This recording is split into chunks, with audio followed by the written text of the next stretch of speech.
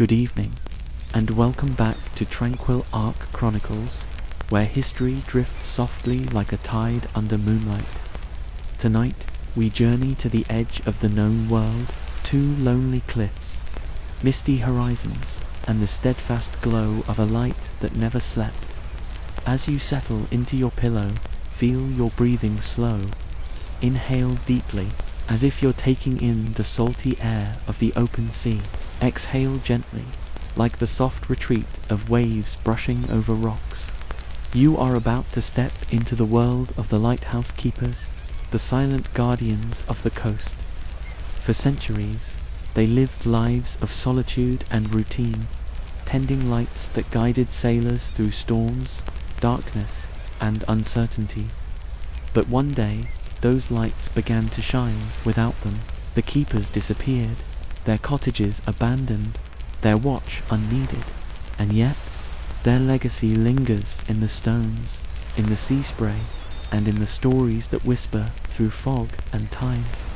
So tonight, as the world outside grows quiet, let us follow that flickering beam across the dark sea and rediscover the vanishing world of those who once kept the lights burning. Chapter 1: The Last Beacon of Solitude. Imagine yourself standing at the edge of a jagged coastline. The night is calm, but alive. The distant crash of waves against rock. The soft hiss of wind through wild grass. The steady rhythm of the ocean breathing in and out. Far above, a tower rises. Its lantern turns slowly, casting a rhythmic flash across the dark water. With every sweep, the beam touches the sea, a brief moment of illumination before vanishing again into mist. That pulse, steady and patient, has guided sailors for centuries. Inside that tower, life unfolds at a slower rhythm, one that feels almost sacred. The lighthouse keeper wakes before dawn. He listens first to the hum of the lantern above, the distant cry of gulls, and the low moan of the sea against the rocks. He brews tea on a small iron stove, the flame flickering orange against the whitewashed walls. The kettle whistles softly, and as he pours, the steam curls upward, meeting the faint chill of dawn. Breakfast is simple: a slice of bread, a bit of cheese, maybe a small portion of preserved meat. He eats by the window, watching the grey horizon lighten as the sun edges its way above the waves. Outside, the world remains empty. No footsteps, no voices, just wind and water. You can imagine him stepping out into that vast silence. His coat flaps gently in the sea breeze as he makes his rounds, checking the oil supply, cleaning the glass of the lantern, recording the weather. He notes the wind direction, the temperature, the condition of the sea. He is, in many ways, both a scientist and a poet, an observer of nature's moods, alone but not lonely. There is comfort in his solitude, a rhythm in his tasks. Every movement has purpose. Every sound becomes familiar. The creak of the spiral staircase, the clink of metal tools, the rhythmic beat of waves. To the outside world, this life might seem desolate, but to him it is home, a sanctuary of routine and quiet reflection. In those early centuries, lighthouse keepers were more than caretakers of light. They were the link between civilization and the sea. They recorded weather patterns, noted passing ships, and maintained vital contact with the coastal authorities. Their journals often became historical treasures, daily testaments of resilience, patience, and isolation. Many of these keepers lived with their families, wives and children who shared the tower's solitude. The sound of laughter, the smell of soup simmering over the fire, and the sight of children chasing seagulls made these distant stations feel alive. Yet in other lighthouses, especially those perched far out at sea on crumbling rocks or remote islands, the keeper lived entirely alone. Weeks could pass before the supply boat arrived. Storms might cut them off from the world for months. In those times, the keeper's only companion was the sea, vast, merciless, but strangely comforting. Close your eyes for a moment, picture the slow, endless days stretching out ahead, the rising sun washing the sea in gold. The evenings spent polishing brass, trimming wicks, winding the mechanism of the lens. Every sound becomes magnified in the quiet. The tick of the clock, the cry of a distant bird, the whisper of a wave against stone. The keeper moves with deliberate care, never hurried, never idle, for his duty is constant. When storms come, his world changes. The air turns electric, the wind howls through cracks in the tower, and waves slam violently against the foundation. The lighthouse sways, groans, but endures. The keeper climbs the spiral steps, again and again through the night, checking the flame, ensuring it never falters. Outside, ships fight the waves, guided by that same beam, a narrow thread of hope across a furious sea. And inside, the keeper remains steadfast, cold, soaked, exhausted, but unwavering. This was the essence of their world, the balance between fragility and endurance, solitude and purpose. To live as a lighthouse keeper was to surrender to time's slow rhythm, to find peace in repetition and meaning in isolation. They became philosophers without realizing it, their lives shaped by patience and silence. Some wrote poetry in their logbooks. Others carved small ships out of driftwood. A few painted, capturing the eternal dialogue between light and sea. One old journal entry, written by a keeper on the coast of Scotland, reads simply, "The sea speaks every day, though never in the same voice." Those few words capture the entire essence of the life they led, one of listening, observing, and accepting the beauty in unpredictability. Now imagine yourself there, standing at the top of that spiral staircase, lantern glowing warmly beside you. You look out through the glass, the ocean stretching endlessly below, the stars shimmer faintly through patches of mist, and each slow rotation of the lens scatters light across the horizon like a heartbeat. You are alone, but not lonely. You are surrounded by vastness, yet feel complete. There is no rush, no noise, no need to speak. Only the comfort of knowing your light is seen by those who need it most. In today's world, where every second buzzes with information and movement, this kind of stillness feels almost sacred. The lighthouse keeper's solitude reminds us of something we have quietly lost, the ability to be fully present in a single, quiet moment. And though the keepers are gone, their rhythm lingers in memory. The flickering beams that still cut across the night sky are their voices, still speaking softly through the mist, guiding even now. As you rest, imagine that light slowly turning, steady and calm. Let its rhythm sync with your breath, in and out, like the pulse of the ocean. And as you drift deeper into stillness, know that this was the world of those who kept the lights burning, the last beacons of solitude. Chapter 2. Echoes in the fog, soft waves murmur. The distant call of a gull fades into the night. Take a slow, deep breath. Let your shoulders drop, your muscles loosen. You're safe, adrift in this quiet story, far from noise, far from demand. Outside your window of imagination, the sea stretches endlessly. The fog has rolled in a silvery veil that softens everything it touches. The beam of the lighthouse cuts through it in slow, tender circles, illuminating the mist for a fleeting second before it swallows the light again. This is where we find ourselves tonight, in the heart of the fog, where time feels suspended and the world moves at the pace of the tide. Inside the lighthouse, the keeper begins his day with silence. There is no rush here, no clock punching, no waiting bus or traffic jam. The day announces itself not by alarms, but by rhythm, by the whisper of the morning tide, the sigh of wind brushing the tower's walls, and the soft squeak of the weather vane turning above. He lights a lantern on the small table beside him, its flame flickering gold against the whitewashed stone. The room smells faintly of oil and salt. On the wooden desk lie his tools, a logbook, a barometer, a compass, and a pen worn smooth from years of use. Outside, the fog curls around the tower like a living thing, pressing gently against the windows. It's a kind of world where you can see far, where the sea and sky blur together, and all you can hear is your own breath mixed with the heartbeat of the waves. And yet, within that limited view, the keeper finds everything he needs. He begins his rounds. Step by step, he climbs the spiral staircase, stone cool underfoot, iron railing cold to the touch.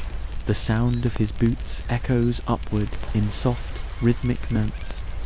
He reaches the lantern room, a circular chamber of glass and brass, glinting even in the dim light. There, he tends the flame. Each morning, he cleans the lens, carefully wiping away soot, salt spray, and any trace of dust that could dull its brilliance. The lens itself is a masterpiece of precision, massive glass prisms that bend and multiply light, turning a single flame into a powerful beam that can stretch for miles across the sea. The keeper adjusts the wicks, trims the edges with delicate patience, then checks the oil reservoir to ensure it will last through the coming night. His hands move with practiced grace, slow, steady, reverent. To him, this is not just maintenance, it's ritual. Outside, the foghorn moans in the distance, a long, mournful sound that seems to echo from another world. He pauses for a moment, hand resting on the brass railing, listening. That low note, that endless sigh, is his companion. It fills the silence like the breath of the ocean itself. Hours pass gently. The keeper returns to his desk below and begins his log. The handwriting is neat, unhurried, visibility poor, wind south-southeast, fog heavy since dawn, lamp trimmed and operational, no vessels sighted. He closes the book and takes a slow sip of tea, its warmth grounding him. He has done this thousands of times, every entry nearly identical, and yet each one carries its own quiet significance. It is a way of saying, I was here, a way of leaving a trace in a world that might otherwise forget. In the afternoon, the fog begins to thin. A pale sun pushes through, gilding the surface of the sea with silver. Through the haze, the faint outline of a ship appears distant, ghostly. The keeper watches it from the gallery above, his coat fluttering in the breeze. The ship doesn't see him, not really, but it sees the light, and that's enough. He knows that his duty, unseen though it is, means safety for countless sailors, that his solitude translates into guidance for others. That is the quiet nobility of his life. Sometimes the fog doesn't lift for days. The world becomes reduced to a few yards of visibility. The tower, the sea below, and the muted grey air pressing in from all sides. It is easy to lose one's sense of time in such conditions. Days blur, the only constants are the light, the sea, and the logbook. To an outsider, it might sound maddening, but to a keeper, it is peace. The fog becomes a cocoon, a kind of vast stillness that isolates, but also embraces. He learns to hear the smallest sounds, a pebble dislodged by the wind, the flutter of a bird's wings, the tick of the clock echoing like a heartbeat through the stone. And in that stillness, he finds something rare, clarity. Not all days were quiet, of course. There were storms wild and unforgiving. One keeper in his journal from 1902, described it this way: "The storm began before midnight.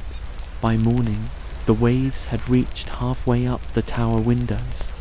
The lantern shook with each gust. I stayed at my post. The sea wanted to devour us, but the light would not go out." Imagine that, a man standing alone against nature's full fury, holding fast to a single task to keep the light alive. No audience, no applause, no one to know whether he succeeded or failed. Only the light and his promise to maintain it. At times, there were letters, delivered weeks late. They were his only connection to the world beyond the sea. A wife's careful handwriting, a child's drawing, a short note from the mainland authority. These were treasures, kept safely in a tin box beside his bunk. He would read them again and again by lamplight, sometimes smiling, sometimes sighing softly. Then he'd tuck them away and turn back to his duties, his heart both heavy and full. Even in the loneliness, there was love, a thread of connection carried across the endless water. The fog begins to thicken again. The sound of the sea fades into a low hum, as if the world is exhaling. The keeper climbs once more to the lantern room, lighting the lamp for the night ahead. The flame catches small at first, then brightens as the lens begins its slow, hypnotic rotation. Each turn sends a beam sweeping across the ocean, cutting through the mist, reaching sailors who will never know the man behind it. Below, he sits by the small window, listening to the foghorn's melancholy song. He writes one final note in his log for the day: "Light operational, all well." And with that, he leans back, eyes half closed, listening to the rhythm of the waves. Outside, the sea breathes. Inside, peace reigns. Before you drift off tonight, imagine that you are there too, in that small room of stone and glass, surrounded by fog, warmth, and silence. The air smells of salt and kerosene.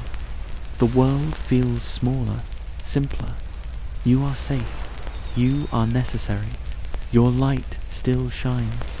And as you rest, let the fog close around you like a soft blanket. Let the rhythmic flash of the lighthouse, steady, eternal, guide you gently toward sleep. One flash, inhale, darkness, exhale, over and over, until the sea and sky become one endless dream. Chapter 3. Automation's arrival. Take a slow breath. Feel the rise and fall of your chest as the distant hum of waves fills your imagination. Tonight, we drift into a moment of change, not violent or sudden, but slow, inevitable, and strangely quiet. The story of the lighthouse keepers was never meant to last forever. Just as the tides shaped the shore, progress, too, began to reshape their world. It began innocently enough, with ideas, innovations, and the steady march of technology. Electric bulbs replaced oil flames, mechanisms replaced winding gears, and soon whispers began to spread through the maritime world, whispers of automation. For centuries, a lighthouse had meant a human soul, someone watching, listening, maintaining, recording. But by the mid-20th century, new inventions promised something else. Light that never slept, that never tired, that didn't need to eat, or write, or dream. The change came quietly, like fog rolling over calm waters. Imagine the year is 1972. The ocean still roars, the stars still shimmer, but inside the lighthouse, the air feels different. Where once there was a man tending to the flame, now stands a humming electric box, a timer, a circuit, a silent observer of duty. The last keeper, grey-haired and steady, watches as technicians install the new system. He stands a few feet away, arms crossed, his face half lit by the glow of the lantern. The men in their bright orange vests explain how it all works. Automatic ignition, weather sensors, backup batteries. He nods politely, but his eyes wander to the sea. He doesn't need to understand electricity to know what's being taken away. For years, that flame had been a conversation between him and the ocean. Every flicker, every gust of wind, every drop of oil, all spoke to him in a language of vigilance and care. Now, that conversation would fall silent. That night, he performs his final inspection, a ritual he's done thousands of times. He walks the staircase one last time, running his hand along the worn rail. Each groove in the metal carries a memory of nights when the wind screamed and waves battered the door, of mornings when calm seas stretched endlessly. At the top, the light turns itself on automatically. No wick, no match, no breath. Just a flick, silent, perfect, lifeless. He watches it for a long time. It works beautifully, and yet something inside him feels dimmed. A few days later, he packs his belongings. A small suitcase, his journal, a photograph of his wife, and a shell he picked up on his first day at the station. As he descends the narrow path toward the boat waiting below, he glances back at the tower. It looks unchanged, proud, tall, gleaming against the horizon. But he knows better. Something living has gone out of it. The light may still shine, but the soul that tended it has been dismissed. Across the world, similar scenes played out in Canada, in Britain, in Australia, in Japan. Lighthouses that once echoed with footsteps and laughter now stood silent, save for the whir of motors and the cry of gulls. Entire stations were shut down, their living quarters abandoned. The beds were left made. The kitchen shelves still held mugs and tins of tea. The logbooks, once filled with daily weather notes and ship sightings, closed forever. And yet, even in their emptiness, the towers remained dignified, like old sentinels, still standing guard, long after their watchmen had gone. In maritime reports, the transition was recorded as a success, automation achieved, system operational, human presence no longer required. Simple words, but behind them the quiet grief of hundreds of keepers who had given their lives to the light. Some found work elsewhere, on ferries, at harbours, or in weather stations. Others simply faded into retirement, their stories tucked away in seaside cottages, told only to those who cared to ask. Not everyone accepted the change easily. Old mariners grumbled that the automated lights felt wrong. "They're too cold," they said. "No warmth in them." Ships would pass the towers and salute, out of habit, though no one stood inside to wave back. Children who grew up visiting their fathers at remote stations returned years later to find them empty. They'd pressed their palms against the glass, peering into rooms where life once thrived, now just dust motes floating in slanted sunlight. The sea, indifferent as always, continued its endless rhythm, but the human heart that was slower to adapt, still the light itself endured. It burned through fog, through storm, through time. Even when no one was there to see it, it shone faithfully, because that's what it was built to do. There's something poetic in that, a continuation of purpose, even when the hands that created it have long since gone. A silent partnership between memory and machinery. Some keepers, in their final entries, seemed to know their time was ending. One wrote simply, "Light continues without me, that is enough." Another, strange to be replaced by something that never feels the sea. And a third, from an island off the coast of Maine, left a final note in his log before departing. Automation successful, tower empty, heart full. It's easy, from our modern perspective, to see automation as progress, and indeed it was.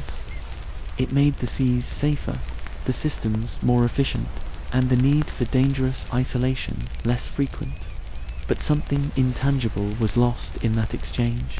The lighthouses no longer whispered human stories. They no longer carried laughter, frustration, or the smell of tea at dawn. The flame that once symbolized both safety and soul had become electric, still beautiful, still necessary, but not alive. So tonight, as we drift deeper into this calm sea of reflection, imagine one of those final nights, the old keeper watching the automatic light turn on for the first time, the faint hum of the generator below, the quiet acceptance in his chest. He takes one last look around his quarters, the chair, the journal, the small window where he watched storms gather and fade. He closes the door gently behind him, the echo rolling down the stairwell, and outside, the beam continues to sweep the horizon, steady, bright, unwavering. Its light, a bridge between what was and what remains. You may close your eyes now. Listen to the rhythm of the waves. Imagine the beam passing over you once, twice, 3 times, like a hand brushing away the worries of the day. Automation may have silenced the keeper's footsteps, but the sea still sings his name, and the light, it still remembers him. Chapter 4, The Unseen Legacy. The sea, as vast as it is, never truly forgets. Even when the last keeper stepped away from his post, a quiet echo remained woven into the rhythm of the waves, into the light that still circled each night like a patient heartbeat. This is the chapter of memory, not written in books or plaques, but carried in the salt air, in the paint flakes of weathered doors, and in the whispers of travelers who still visit those lonely towers. Imagine yourself standing at the edge of the sea. The lighthouse rises ahead of you, tall, pale, and resolute against the dimming sky. The door is closed now, its hinges worn by years of salt wind, but if you listen closely, you can almost hear the faint clink of metal tools, the scrape of boots on stone, the murmur of a voice reading the day's log aloud. It's not a haunting, not exactly. It's something gentler, a lingering presence, a faint warmth in the air, a sign that dedication leaves fingerprints long after the hands themselves are gone. When the keepers left, their lights stayed alive, not just as navigational beacons, but as symbols. They became metaphors for guidance, for steadfastness, for endurance in solitude. Writers and poets began to take notice.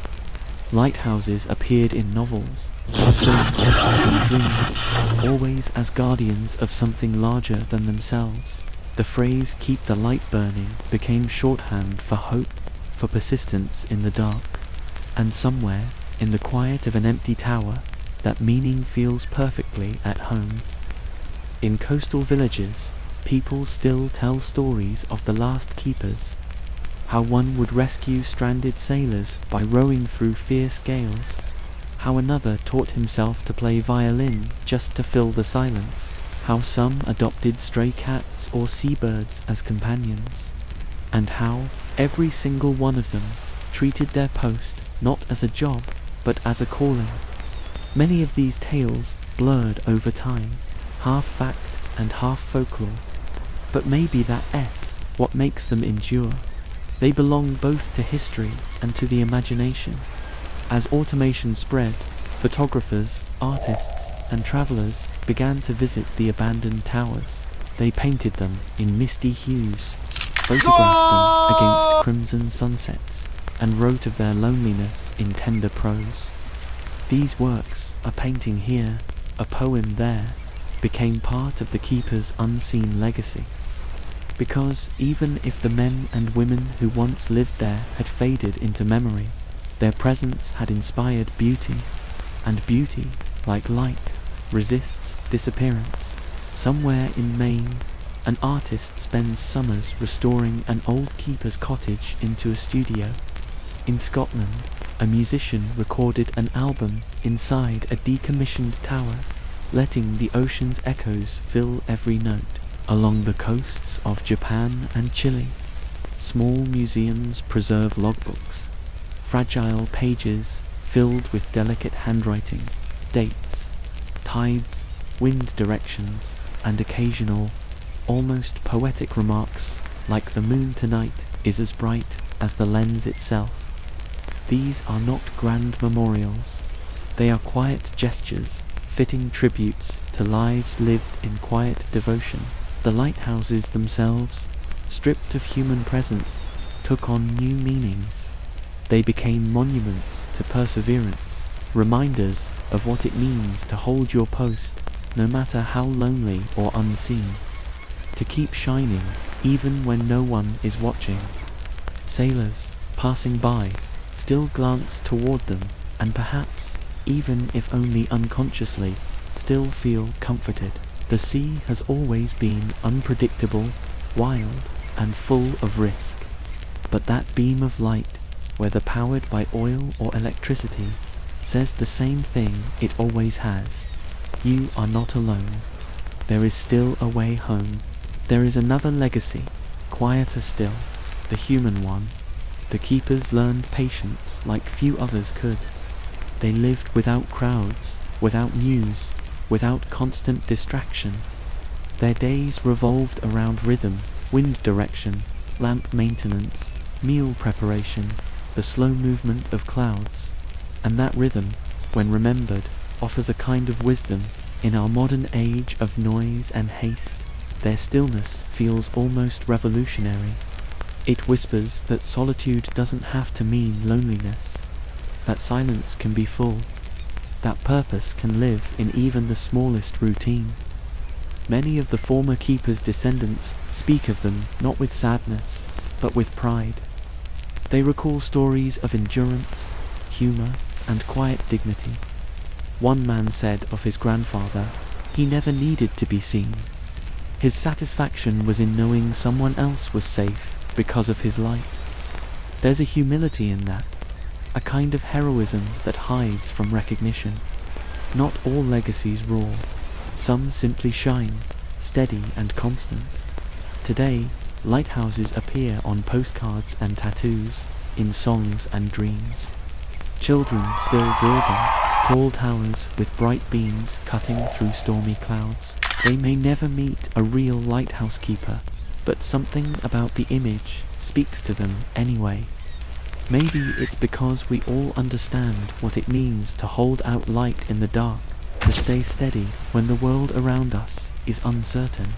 And that's what these keepers gave us, not just light for ships, but an image, a metaphor, a comfort that endures.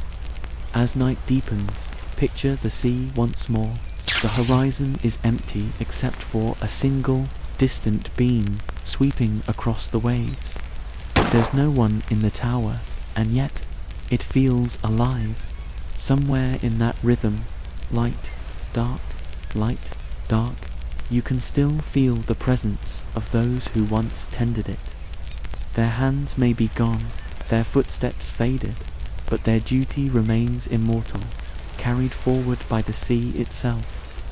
Now take a slow, easy breath, let it flow in, soft as the tide, and out as the waves retreat.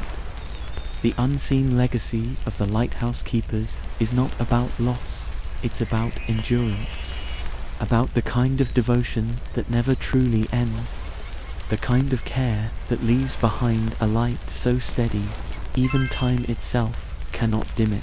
Chapter 5. Preserving the light. The world changes, as it always does. Machines hum where hands once worked, satellites track where eyes once watched, and yet, amidst all the hum of modern progress, a few hearts still turn toward the sea, unwilling to let the light fade quietly into history. This chapter is about them, the keepers of memory, the restorers, dreamers, travelers, and storytellers. who refuse to let the towers crumble into silence. All along the coastlines of the world, from the rugged cliffs of Ireland to the sunlit shores of Australia, small groups of volunteers and historians have taken up the role once held by the keepers themselves. They polish brass fittings, repaint domes, replace shattered windows. They hold community gatherings, raising funds to save these structures from decay. Each restoration project feels like lighting a candle in the dark, an act of gratitude, a promise that the past will not be forgotten. In the United States, the Save the Light initiative has helped restore more than 100 towers, some of which were moments away from collapse. In Japan, artisans carefully refurbish lenses made of rare glass, polishing them until they gleam like captured moons. And in Scotland, old keeper cottages have been transformed into guest houses, museums, and quiet retreats, places where visitors can fall asleep to the same ocean sounds the keepers once knew. It's as if, even without the keepers, humanity found a way to keep keeping. The work continues, though the form has changed. One retired sailor once said in an interview, "When I help repaint the tower each summer, I feel like I'm talking to the old keepers. Like I'm saying, don't worry, your light still matters." And maybe that's what preservation really is, a conversation across time. There's something deeply symbolic about restoring a lighthouse. It isn't just about architecture or tourism, it's about the endurance of care. Every chipped stone repaired, every lens polished, each act whispers that dedication never truly dies. When the light turns on again after years of darkness, locals often gather to watch. They stand quietly, faces illuminated by the first beam sweeping across the water. And in that moment, you can feel a collective breath, a mixture of nostalgia, pride, and peace. Many modern travelers seek these towers as sanctuaries, not for navigation, but for reflection. They climb the spiral stairs not to reach a workplace, but to watch the horizon in silence, to stand where countless others once stood and feel the immensity of both solitude and connection. Some stay overnight in converted lighthouses, sleeping in the round rooms where keepers once logged their notes. They wake to gull cries and salt air, to light slicing gently through the curtains. And perhaps, just for a moment, they understand what it meant to live by the rhythm of tides and time. There's a reason why people are drawn to these places, a reason beyond nostalgia. It's because lighthouses embody resilience. They stand against storms, year after year, taking the full force of wind and sea, and still remain upright. They are a visual metaphor for endurance in chaos, something our restless, modern world quietly longs for. In one of the most remote Scottish Isles, a group of students spent their summer rebuilding the steps of an abandoned lighthouse. They said they did it not for tourism, not for money, but because the sea deserved its watchtower back. What a beautiful thought, that the ocean, vast and ancient, feels less lonely with its silent guardian standing tall again. Technology may have replaced the need for human keepers, but it has not replaced our need for meaning. We still look to the light, whether on the sea or within ourselves, searching for direction, comfort, and calm. The new keepers are artists, filmmakers, writers, and quiet travelers who document these towers. They transform their stories into photographs, documentaries, songs, and sleep stories, each one keeping the spirit alive in a modern form. And perhaps that's what the true light has become. Not the beam of glass and flame, but the steady glow of remembrance. Each story told, each image shared, keeps the flame from ever truly going out. The world no longer needs lighthouses to navigate the seas, but maybe we still need them to navigate ourselves. They remind us that silence can be sacred, that duty can be beautiful, and that even when no one is watching, it's worth keeping the light alive. As we near the end of this story, the sea softens again. The wind drops to a hum.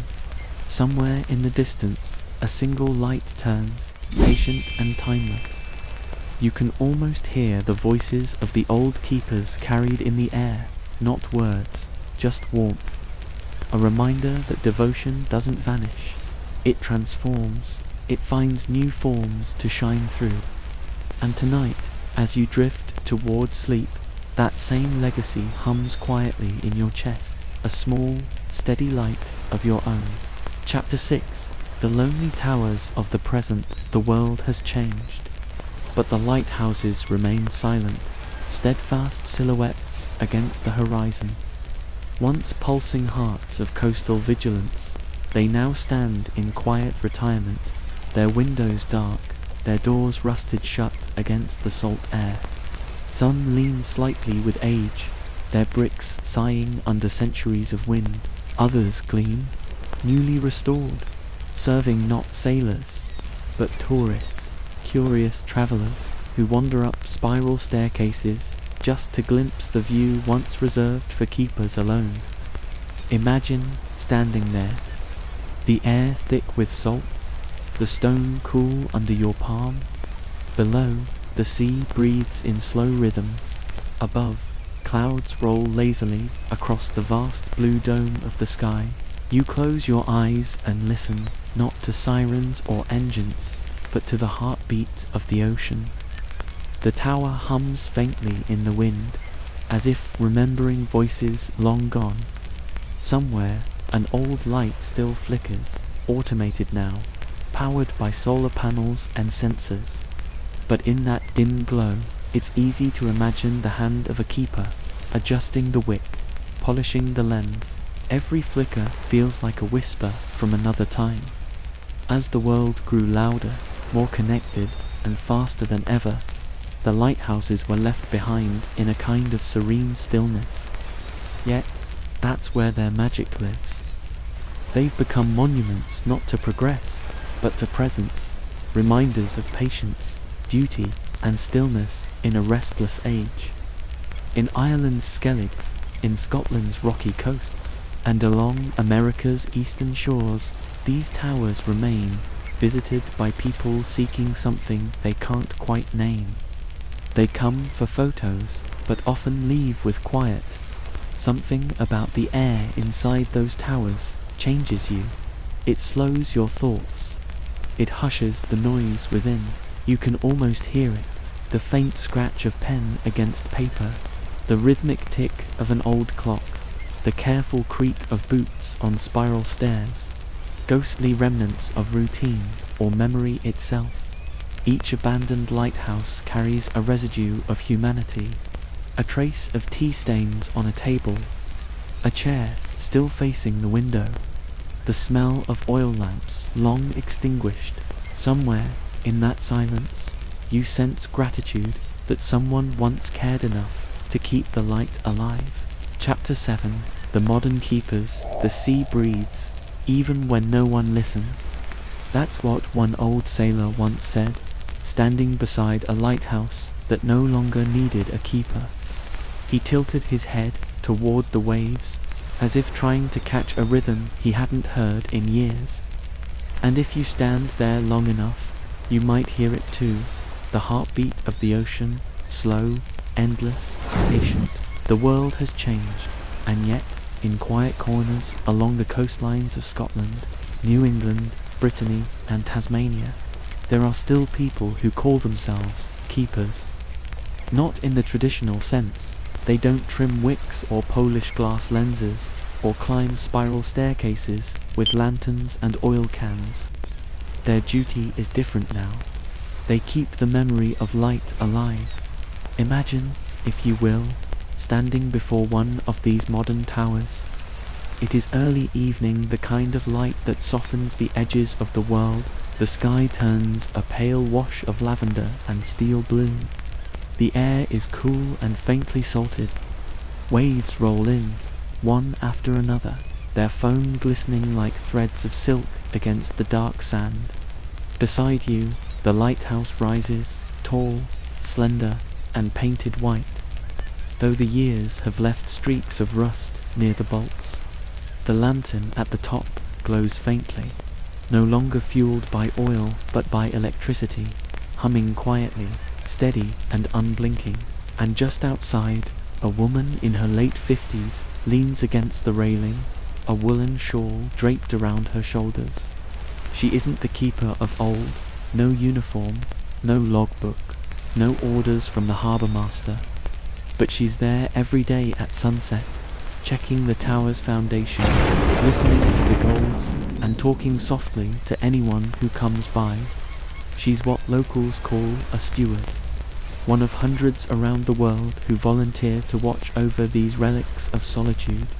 She doesn't guard ships, she guards memory, and she tells stories to those who stop long enough to ask. She tells of how her grandfather once tended this same tower. Back then, storms were fiercer, the light was warmer, and there were no electric bulbs to rely on, only the steady hands and unyielding patience of those who kept vigil through the night. She remembers the smell of kerosene, the metallic click of the clockwork that rotated the beam, the hiss of flame when the wick was trimmed.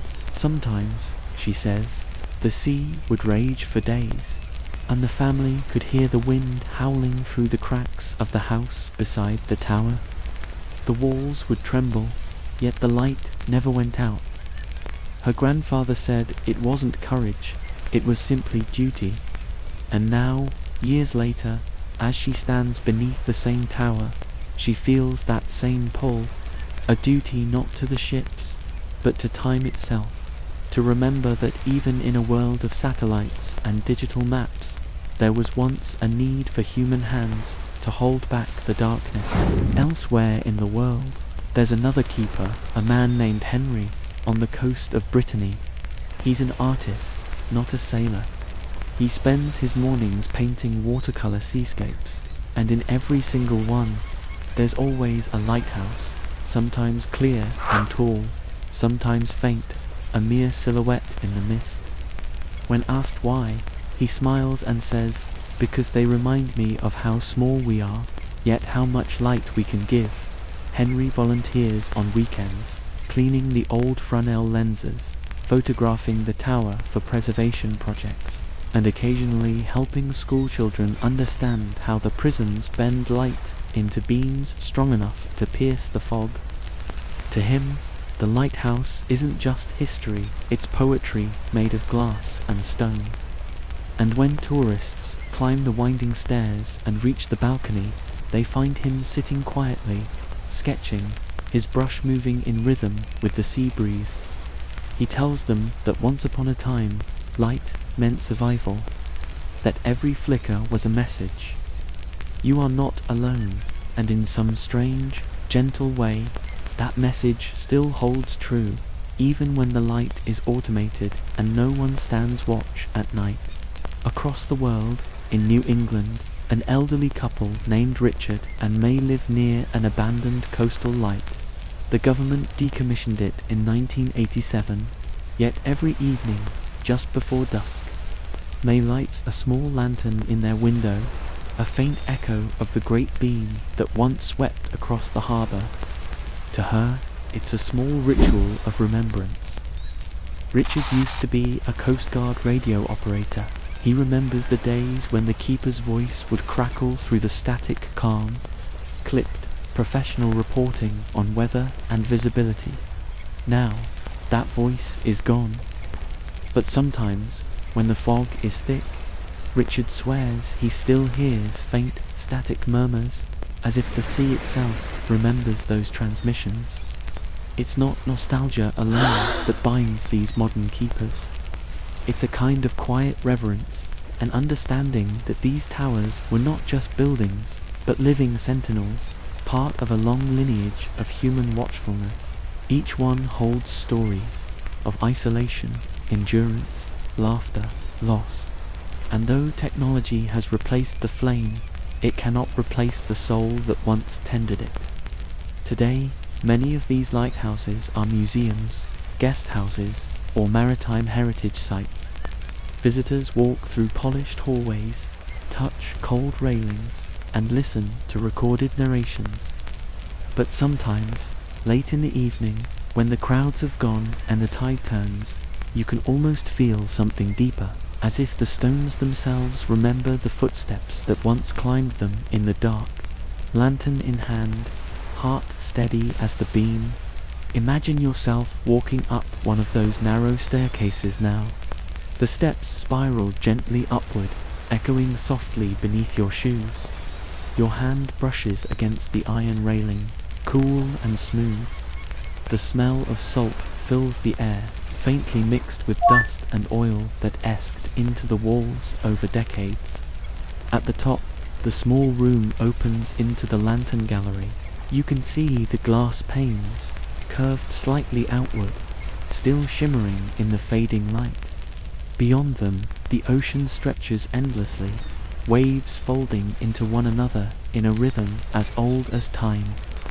The hum of the modern bulb fills the silence, constant, low, and oddly comforting. You stand there for a while, breathing slowly. The view, the air, the faint vibration of the beam, it all feels sacred. You realize that even without a keeper, the light is still alive, because every time someone remembers, someone tells the story, someone stops to watch the beam sweep the horizon, the spirit of the keepers endures. In some places, new keepers have taken form in surprising ways. There are drone operators who inspect lenses by air, marine biologists who monitor coastal erosion near old towers, even digital archivists who create 3D models of historic lights to preserve them in virtual space. They don't trim wicks or wind gears, but their care echoes the same purpose: to ensure the light, whether physical or metaphorical, never goes out. And in that sense, perhaps the keepers never truly vanished.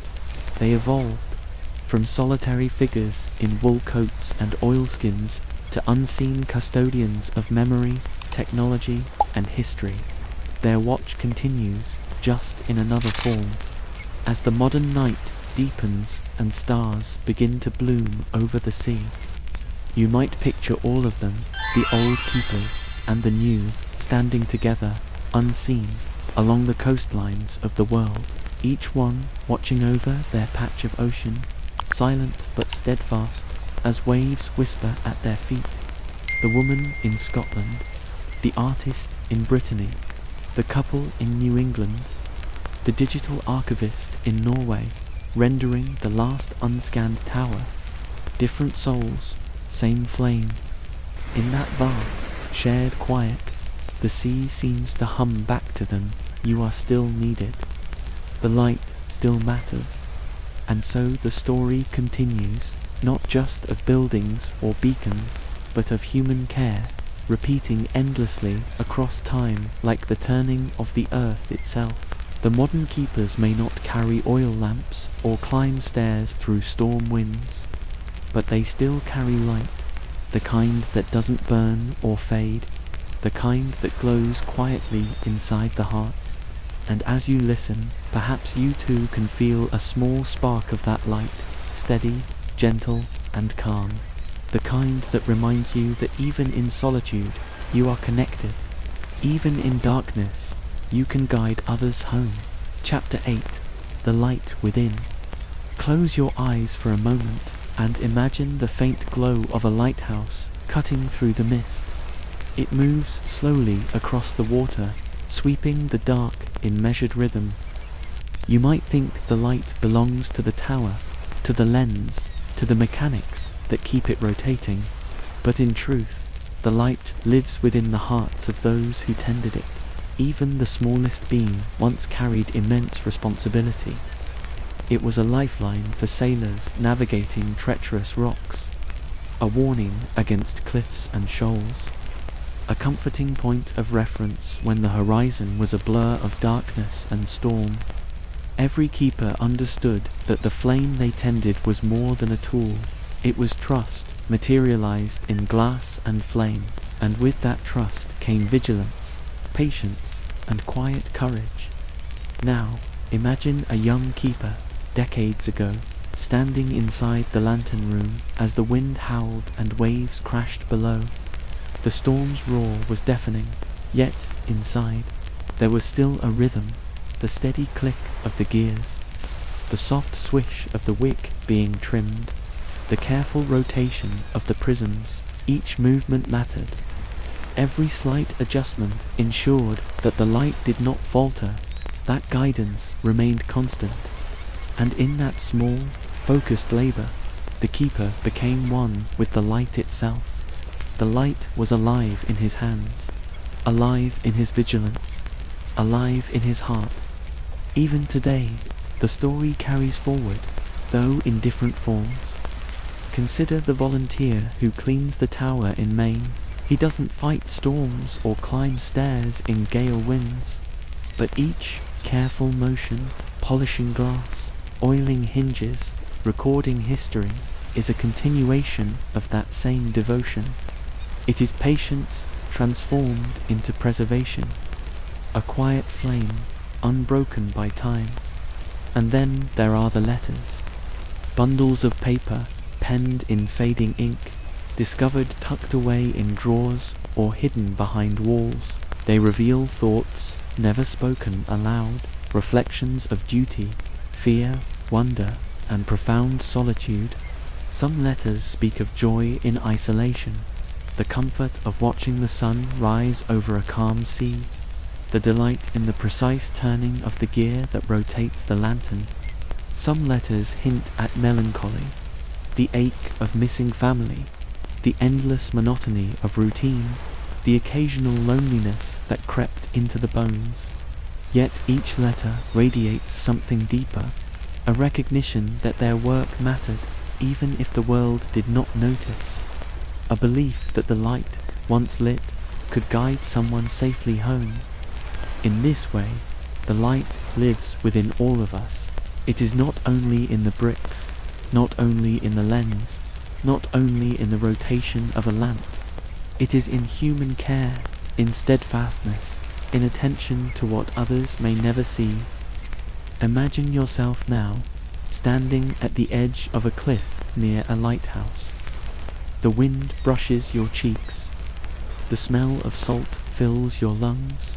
The light sweeps across the ocean in slow arcs, and you feel a warmth inside, the same warmth that must have filled the keepers' hearts for generations.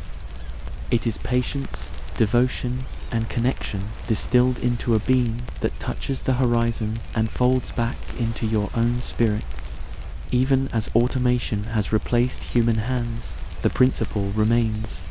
Light must be tended, and attention is sacred. The modern keepers, volunteers, historians, digital archivists have not replaced the keepers of old. They have simply continued the lineage, translating vigilance into new forms. Some climb towers to inspect the glass. Some document history through photography or 3D modeling. Some share the stories of those who vanished, preserving the echoes for generations yet to come. All are participating in a quiet miracle. The light continues. It shines, unwavering, not because of oil or flame alone, but because it is held in care and consciousness. And perhaps that is the most beautiful lesson of all. The light within the lighthouse is like the light within yourself. It does not demand recognition. It does not compete. It simply exists. A constant presence, radiating guidance, hope, and calm, even when storms rage, even when the horizon seems endless and dark, even when no one notices. Take a slow breath and imagine the warmth of that light inside you. It moves gently through your chest, down your arms, into your fingers. It sweeps across your legs, into your toes. You feel anchored, steady, patient, as the keepers themselves once did, as they stood watch over the restless sea. History tells us that keepers often vanished without fanfare. Some left suddenly, some stayed until their bodies gave out. Some passed quietly in the tower's shadows, their names known to few. And yet their light endures, through memory, through preservation, through stories like this one. So tonight, as you listen, remember, the light is not gone. It is within every act of care, within every patient moment, within every breath of mindfulness. And as your eyes grow heavy, as the room darkens and your thoughts soften, know that the lighthouse waits for you. Its glow sweeps across the sea. Its rhythm beats softly in time with your own heart. And in that light, you are calm, you are safe, you are ready for sleep. Chapter 9. Songs of the Sea. Close your eyes and imagine standing on the edge of a cliff at dusk. The sky is painted in muted shades of lavender, rose, and soft grey, the sun sinking slowly toward the horizon. The lighthouse beside you stands tall and steady, its lantern already lit, sending a slow, sweeping beam across the restless ocean. Beneath you, the water murmurs a lullaby, the song of the sea, endless and eternal, flowing in rhythms older than any human memory. For centuries, the sea has sung to those who listen carefully. To the lighthouse keepers of old, the song was a guide and a companion. It carried warnings in its undertones of storms brewing beyond the horizon, of unseen rocks, of currents that could pull a ship into peril. It carried comfort to the gentle whisper of a calm tide, the soft foaming of waves against the sand, the occasional playful leap of a dolphin or seal. And for the keepers, immersed in isolation, the song became a friend, a rhythm that marked the passage of hours, the turning of days, and the slow unfolding of nights. Imagine the early mornings, before the first lantern glow breaks through the darkness. The world is quiet except for the soft chorus of the sea. Each wave rises and falls in gentle patterns, a symphony of liquid motion. The lighthouse walls creak faintly as they respond to the wind. The spiral staircase hums under the keeper's careful footsteps, and the smell of salt, whetstone, and damp wood fills the air. This is a soundscape of solitude, not loneliness, an intricate, comforting melody that lulls the mind even before sleep has arrived. The keepers learned to attune themselves to it. They could distinguish a storm brewing far away from a passing current near the shore. They could sense subtle changes in tide and wind by ear alone.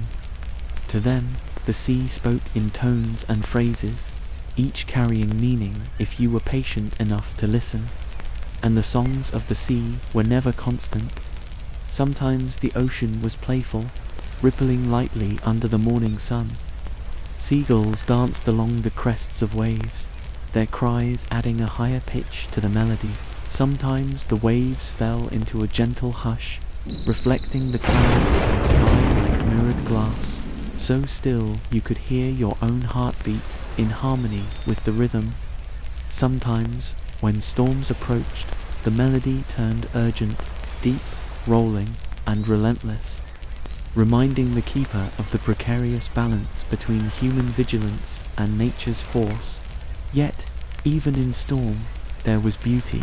The keepers would stand at their posts, hands gripping the railing, eyes tracing the distant horizon, listening to the chorus rise and fall. They would find calm in the patterns, a lull between the crashing waves, the echo of a far-off gull, the slow swell of the tide. They learned that even in the most chaotic moments, there was rhythm and order, if only one paused to hear it. Now, imagine the nights, when the lantern's beam sliced through fog, when the moon shimmered silver on the rippling waters, when all else was dark and silent. The sea's song became a whisper, soft and eternal. It hummed beneath the floorboards, along the walls, through the tiny cracks in the tower. And the keepers would sit, perhaps by a small wooden table, writing letters to family, sketching the coastline, or simply listening to the pulse of the ocean, their hearts synced with its ebb and flow, their minds softened in the lull of waves. Even today, the modern keepers and volunteers feel that song. They climb towers not out of duty for passing ships, but to listen, reflect, and remember. They hear the ocean's melody, and in it they find continuity, a thread connecting them to centuries of keepers who stood where they stand now. Consider the story of an old keeper named Samuel, who worked on a small lighthouse in Tasmania. He recalled long evenings when he would close his eyes atop the tower and allow the sea to speak. He would hear the distant crash of a ship on a reef, the soft whisper of the tide against rocks, and the sigh of wind through the tower's windows. Sometimes he would hum a tune in response, a simple melody that matched the waves. He believed that if he sang, even quietly, the sea would understand and perhaps, in some way, respond. Samuel's family had never fully understood why he loved the work so much. To them, the tower was just a job, a duty, a lonely existence. But Samuel knew differently. He was part of a greater harmony, a song stretching across generations, connecting those who had tended light before him and those who would continue long after. And what of the birds, the fish, and the winds? They, too, played their part in the symphony. Seagulls punctuated the melody with high notes. Pelicans swooped gracefully, adding drama to the soft hum of waves. Even the breeze carried gentle whispers, brushing the tower, stirring the papers on the keeper's desk, lifting hair from foreheads in quiet attention. Every night, the ocean's music changed. Every hour, the tune shifted, yet its essence remained, a constant reminder that life, even in isolation, is dynamic, alive, and intertwined. Imagine walking along the shore near a lighthouse today. The sand is cool beneath your feet, dampened by the tide. The lighthouse stands tall against the night sky, its electric beams sweeping methodically. You pause to listen. At first, you hear only the mechanical hum of the modern light, soft but persistent. Then, as you breathe deeply, your mind opens to the subtler tones, the rhythm of the waves, the call of distant seabirds, the gentle whoosh of wind. It is a song that carries across centuries. It is the song of the keepers who came before, the song of the ocean itself, and the song of every moment where patience, vigilance, and care met with nature's rhythm. Even in our digital age, with phones and satellites, with automation and GPS, the song remains. It teaches stillness. It teaches listening. It teaches that there is beauty in observation, in care, and in the quiet attention we give to the world around us. As you settle deeper into your chair, your bed, or your quiet corner, imagine yourself listening to the song of the sea. You can hear the waves, soft and rhythmic. You can hear the faint whistle of wind through distant towers. You can feel the pulse of history, as generations of keepers and volunteers have attuned themselves to the same melody. Breathe slowly. Inhale the scent of salt and mist. Exhale tension and distraction. Allow the ocean's lullaby to sweep through you, carrying patience, calm, and a gentle sense of connection. The light within the lighthouse mirrors the light within you. Its rhythm is your own. Its calm becomes your own calm. Its song becomes a lullaby, easing you closer to rest, to reflection, to sleep. And as you drift gently, imagine the keepers smiling softly, unseen but present. Their task continues in the waves, in the wind, in the soft beams of light sweeping across the dark waters. And now, for a few moments, it continues with you. Chapter 10. The Keeper's Letters. Close your eyes and imagine an old, weathered desk tucked into a lighthouse lantern room. The light from the rotating beam falls gently across its surface, casting long shadows that sway with the motion. On the desk, a bundle of letters rests, tied with faded ribbon, edges yellowed with age. These letters are more than paper. They are whispers from the past, tiny fragments of lives devoted to the quiet rhythm of the sea. Each letter begins simply, a greeting to a loved one, a note to a friend, or a short entry to self-reflect. Yet inside, the pages hold far more than words. They hold patience, solitude, courage, and a profound intimacy with the world around them.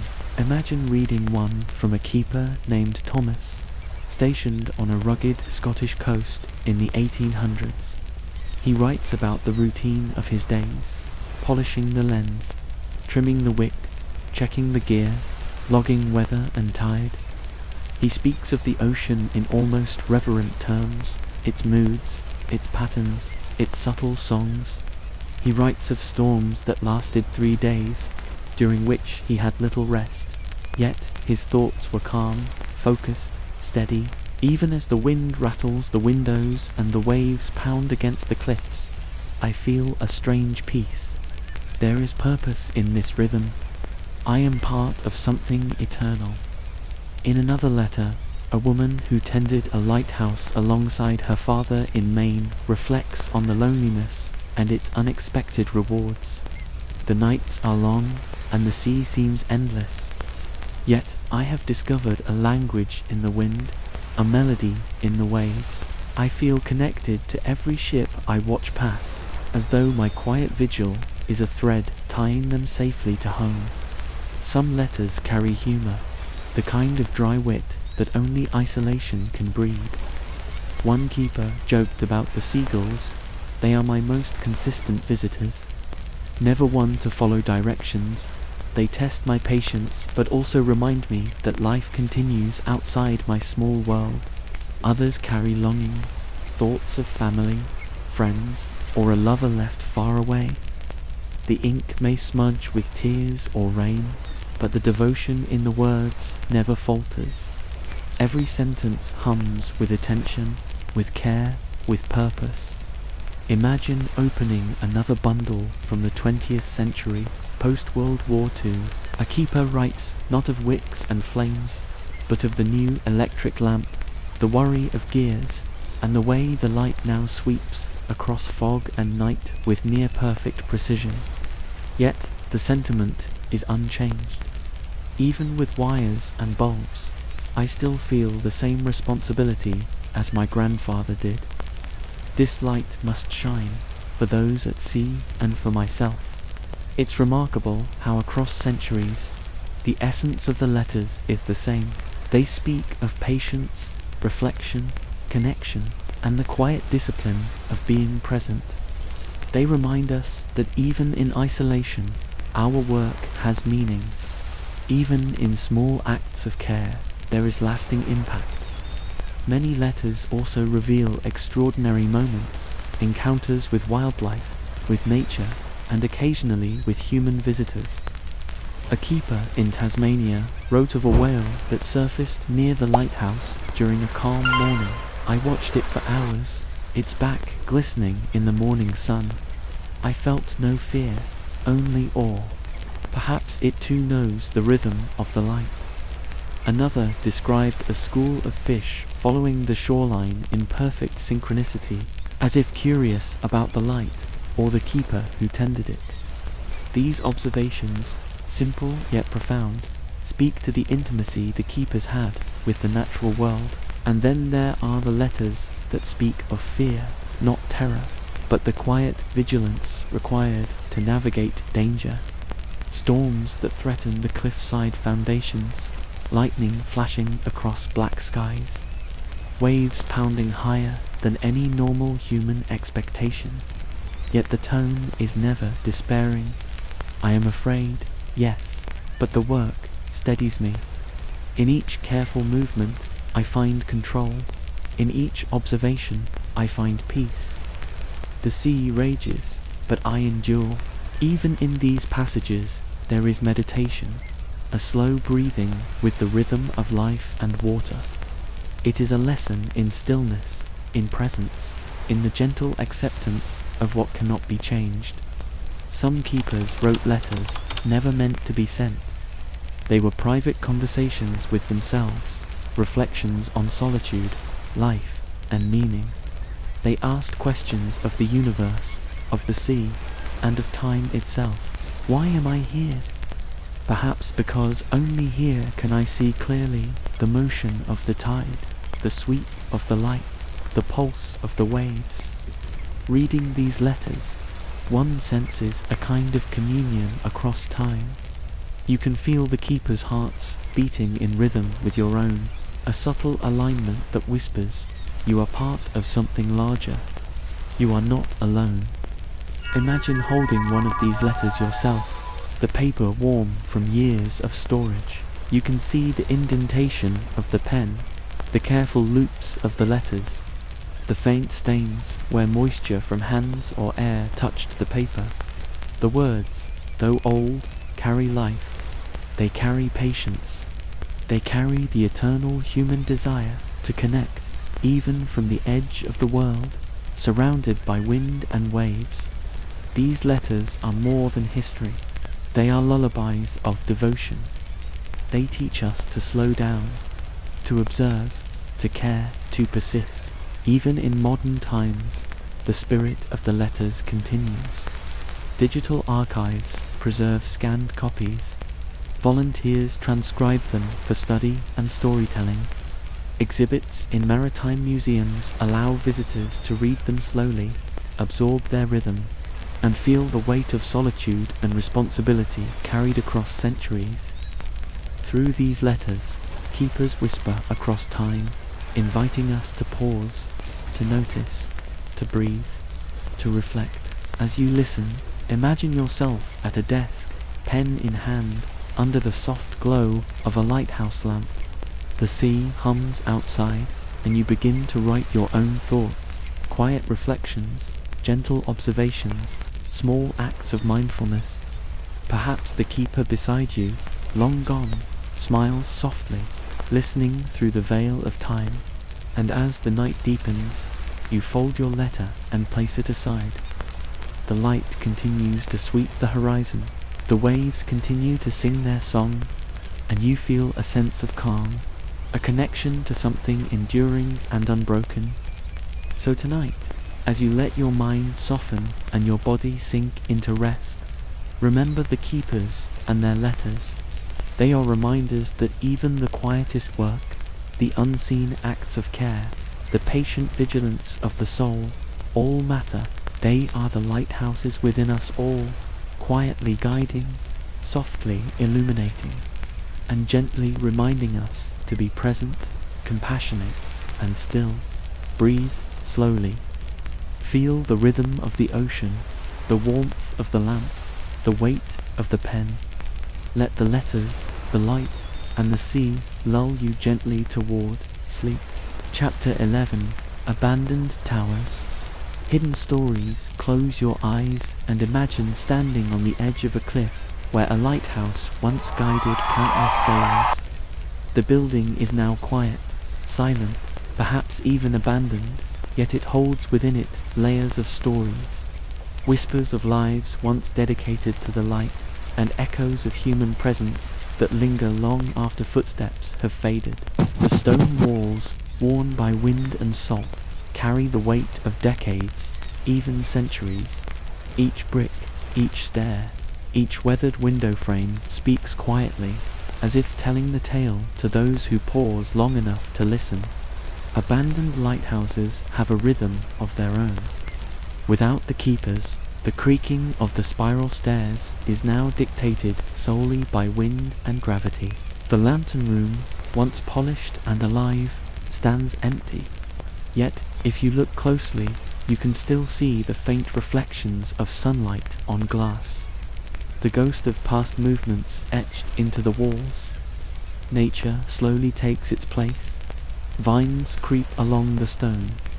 Gulls roost in the nooks, and the sea laps tirelessly below, humming the ancient song of water meeting land. Imagine a keeper leaving for the last time. The key turns in the lock, and the door closes. For decades, that keeper had climbed each night to light the lamp, recorded the weather, scanned the horizon, and tended to the mechanics. Now, all that remains is the memory of those actions, layered into the very stones and timber of the tower. Yet, in the silence, there is a presence, a kind of invisible pulse that continues, echoing in the rooms and halls. Inside, you may find objects left behind, journals, logbooks, a worn chair, even a kettle once used to brew tea in a quiet corner. Each item carries a story. A kettle, for instance, might tell of a morning spent watching the sun rise over the horizon, tea in hand, reflecting on the calm before a day's work. A journal may record a storm's approach, a ship spotted on the horizon, or a small, quiet observation of a passing dolphin. Even as these lighthouses stand empty, their contents speak volumes to those who care to notice. And the stories themselves are often unexpected. Some abandoned towers reveal moments of joy and solitude. A small room tucked behind the lantern might have been a personal space, decorated with sketches of clouds, patterns of waves, or notes to loved ones far away. A few towers reveal traces of practical jokes, playful doodles, or small gifts left for fellow keepers. Even in isolation, human creativity and whimsy find a way to persist. Other towers hold memories of perseverance and bravery. Keepers recorded storms that lasted weeks, rescued sailors guided by their beams, and managed the delicate balance of machinery that could fail without warning. These abandoned structures carry the invisible proof of human vigilance and care, of quiet heroism enacted without recognition or applause. Imagine walking through an abandoned lighthouse. The spiral staircase creaks gently under your footsteps, as if responding to your presence. The windows, fogged with salt and weather, offer glimpses of the rolling sea below. Light falls unevenly across the walls, highlighting cracks and textures, tracing the history embedded in the stone. Even a lone chair in the corner seems to hold a story. A keeper once sat there, resting, watching the waves, waiting for the next ship to appear.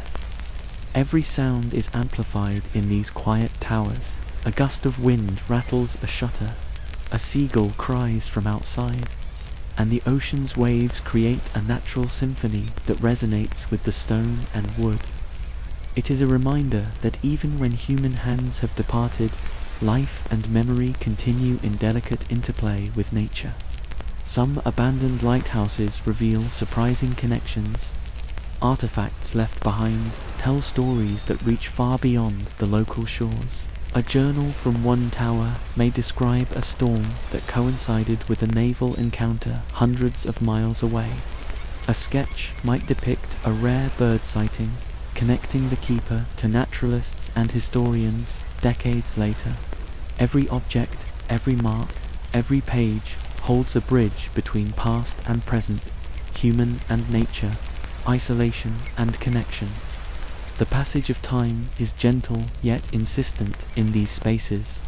Walls weather, metal rusts, wood creaks and sags. Yet the essence of the keepers, the rhythm of their work, the devotion to the light, these remain. For anyone who pauses to listen, the abandoned towers are alive with invisible stories, waiting to be understood. And the legacy of these hidden stories is not just historical. They inspire those who visit, volunteer, or study them today. Photographers capture the tower's quiet majesty. Writers and historians uncover their tales, sharing them in books and articles. tourists walk the spiral stairs, imagining the lives of keepers long gone, feeling the weight of solitude and responsibility, yet also the beauty of dedication and patience. There are moments of poignant stillness here, moments when you can feel the heartbeat of the past. Standing in the lantern room, you might sense the echo of a keeper's breath, the sweep of a hand across the lens, the meticulous care that ensured light reached far into the darkness. Even the sound of wind through an open window can feel like a whisper, carrying fragments of memory across time. Imagine yourself sitting in one of these abandoned towers. You feel the cool stone beneath your fingertips, hear the soft susurrus of wind and waves, and notice the gentle play of sunlight or moonlight across the room. You can almost see the keepers' shadows in the corners, hear the faint echo of their footsteps along the spiral staircase, and in that presence you feel a sense of continuity, a link between generations, and a deep sense of calm. For even as towers stand empty, even as the role of the human keeper fades into history, their spirit remains. It resides in every careful observation, every act of patience, every thought recorded in journals and letters. It is in the stone, the glass, the wind, and the waves. It is a quiet testament to human care, to the enduring power of dedication, and to the beauty of solitary reflection. As night falls, imagine the towers softly lit, the lanterns sweeping across the sea, even if now automated or silent. Feel the gentle pulse of history, the echoes of those who once kept the light burning, guiding and protecting. Let their devotion, patience, and vigilance fold into your own rhythm. Breathe slowly, listen to the waves, feel the weight of quiet stories settling around you, embracing you with calm reassurance and gentle reflection. And now, as your eyes grow heavier, allow yourself to drift. The light continues to sweep across the waters, the wind whispers softly. The abandoned towers, though silent, hold their hidden stories, and now, so do you. Chapter 12. Preserving the light. Close your eyes and imagine standing at the base of a lighthouse, feeling the warmth of the sun on your skin, and hearing the slow rhythm of waves rolling against the rocky shore. Though centuries have passed, these towers remain tall, stoic, guardians of coastlines and memories. They are no longer tended as they once were. Many are automated, some abandoned, yet their essence persists, and across the world, efforts are being made to preserve them, to honor the keepers who devoted their lives to the light, and to keep the stories alive for generations to come. Imagine walking along a path that winds up toward the tower. The stone steps are worn by countless feet, human and animal alike, each groove a reminder of lives that intersected here. Volunteers and historians move slowly, cleaning windows, polishing brass, patching stonework, and preserving manuscripts tucked away in small offices. Every act of preservation is gentle and deliberate, an attempt to honor the past while letting the building breathe naturally with the surrounding landscape. In some towers, rooms have been transformed into small museums. A lantern glows softly, encased behind glass, alongside old tools, logbooks, and sketches. Visitors can walk the spiral staircases and imagine the keepers who climbed them night after night. They can see the delicate sketches of seascapes, read carefully transcribed letters, and feel the weight of solitude that shaped a life devoted to vigilance. Every step taken by a modern visitor echoes the care and dedication of those long gone. Imagine a family visiting such a lighthouse. A child runs her fingers along the stone wall, feeling the grooves worn smooth by centuries of footsteps. She gazes up at the lantern, imagining the keeper who climbed these stairs in wind, rain, and storm. Her parents smile, quietly explaining the history of the tower, and together they feel connected to a rhythm older than themselves, the rhythm of light sweeping across the waves, of vigilance guiding ships safely to shore. This is preservation beyond bricks and mortar. It is preservation of memory, of reflection, of humanity itself. Across the globe, volunteers maintain coastal lighthouses in Chile, Ireland, Japan, and Canada. Each region has its own story, its own rhythm, yet the essence is the same: to preserve the light and honor those who tended it. Work is slow, meticulous, and patient, a reflection of the very qualities that defined the keepers themselves. Some towers are preserved not for their utility, but for their beauty and symbolism. They stand as beacons in more ways than one, reminders of human courage, perseverance, and the quiet acts of service that often go unnoticed. An old lighthouse on a remote Scottish isle has become a symbol in local folklore, inspiring poems, songs, and paintings. In Maine, towers are celebrated for their historical significance and the stories of families who lived and worked there. Even abandoned towers are being transformed into retreats, observation points, or small guest lodges, allowing people to step into the past and experience the solitude and rhythm that keepers once cherished. Preserving the light also means protecting the intangible legacy of lighthouse keepers. Modern historians meticulously transcribe journals, letters, and logbooks. They catalogue anecdotes, record oral histories, and ensure that even small, seemingly insignificant moments are remembered. The simple observation of a storm, a whale, or a distant ship becomes a thread in the tapestry of human experience. In doing so, they maintain the heartbeat of these towers, allowing the rhythm of past lives to reach into the present. Imagine the scene inside one of these preserved lighthouses at dusk. A visitor climbs the spiral staircase slowly, breathing in the salt-scented air. The lantern room opens to a sweeping view of the ocean, where waves glitter softly under the fading sun. Here, history and nature converge, creating a serene harmony. The visitor imagines the keepers who once stood in the same spot, scanning the horizon, listening to the pulse of the sea, and ensuring that each ship remained safe. They realize that preservation is not just about saving walls or machinery. It is about capturing the rhythm, the patience, and the quiet courage of those who came before. It is about letting future generations feel the same sense of awe, calm, and reflection that keepers felt every day. Modern technology has also become a tool for preservation. Digital archives store scanned manuscripts and letters. 3D models and virtual tours allow people around the world to experience the lighthouses from their homes. Drone footage captures the towers from angles that keepers themselves could never see, revealing how they stand in harmony with nature. Yet, despite all these advances, the heart of preservation remains unchanged.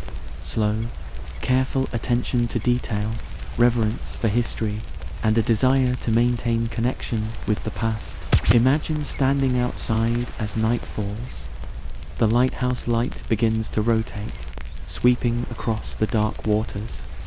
The ocean hums, soft and rhythmic, and the wind whispers through the tower.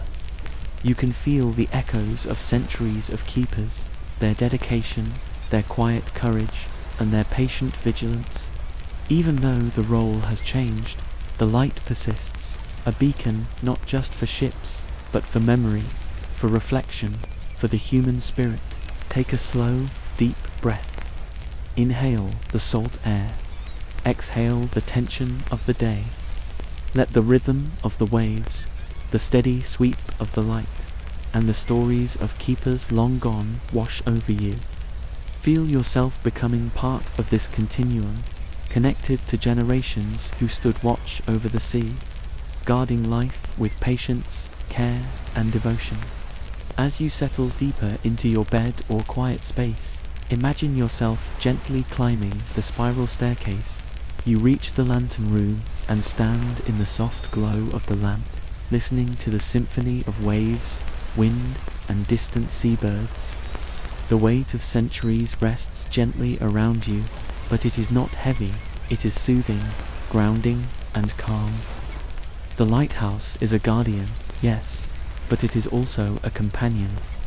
It reminds you of the enduring value of patience, the beauty of quiet dedication, and the gentle power of observation. It reminds you that even in isolation there is meaning, and even in silence there is song. And now, as the light sweeps across the horizon one last time for tonight, feel yourself drifting with it. The keeper's stories, their letters, their journals, the abandoned towers, and the preserved light all come together as a soft lullaby. Breathe slowly, deeply, and let the rhythm of the ocean, the pulse of the lantern, and the echoes of history guide you into restful sleep.